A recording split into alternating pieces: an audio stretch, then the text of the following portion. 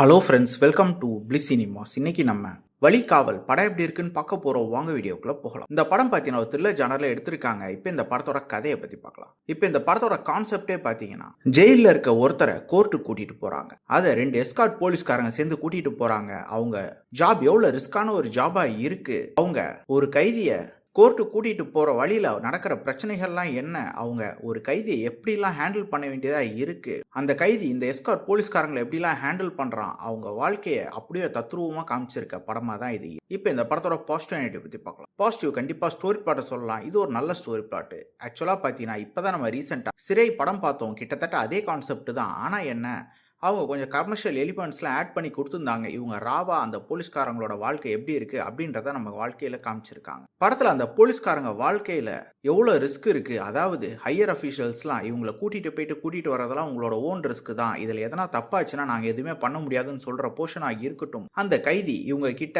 Cigarette கேட்கறது, சாப்பாடு கேட்கறது, இன்னும் பல விஷயங்களை பத்தி எப்படி நடந்துக்கிறாங்க, அதை போலீஸ்காரங்க எப்படி ஹேண்டில் பண்றாங்க அப்படின்ற போர்ஷன்ஸும் நீட்டாவே காமிச்சிருந்தாங்க. டெக்னிக்கலி படம் கண்டிப்பா நல்லாவே இருந்ததுன்னு சொல்லலாம். சினிமோட்டோகிராஃபி, சவுண்ட் எஃபெக்ட்ஸ், பிஜிஎம் எல்லா ஆஸ்பெக்ட்ஸ். ஸ்கிரீன் பிளேஸ் பார்த்தீங்கன்னா நான் ஆல்ரெடி சொன்ன மாதிரி கொஞ்சம் ராவா, கொஞ்சம் டெம்ப்ளேட்டான ஒரு ஸ்கிரீன் பிளே தான் எழுதி எடுத்திருக்காங்க.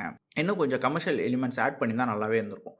மொத்தத்தில் பார்த்தீங்கன்னா இது ஒரு ஒன் டைம் வாட்சபிள் படம் தான். வேணும்னா ட்ரை பண்ணி பாருங்க. படத்தில் கெட்ட வார்த்தைகளும் நியூடிட்டி சீன்ஸும் இருக்குது. ஸோ ஃபேமிலியோட பார்க்கலாமா நம்ம நீங்கள் டிசைட் பண்ணிக்கோங்க. இன்னொரு வீடியோவில் சந்திக்கலாம். தேங்க்யூ.